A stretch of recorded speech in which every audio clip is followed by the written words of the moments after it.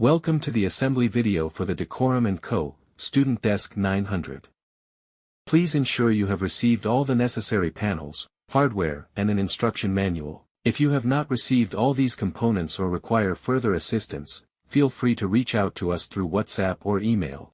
A Phillips screwdriver will be required to complete assembly of this unit. This assembly video follows the steps in the instruction manual and serves as a visual guide to complete the unit. Before beginning the video, a brief demonstration of how the cam system works will be shown. A Phillips screwdriver is required. The hardware components used are a cam pin and a wooden dowel. The installation of the cam is shown. Please ensure the arrow on the cam face the closest edge on the panel with the corresponding hole. The installation of the cam pin and wooden dowel is shown. Insert the cam pin in the smaller hole using the screwdriver and the dowel in the medium-sized hole. To secure panels together, place the cam pins over the holes with the corresponding cam and use the screwdriver to rotate the cam in the clockwise direction. To remove the panels, rotate the cam in the opposite direction.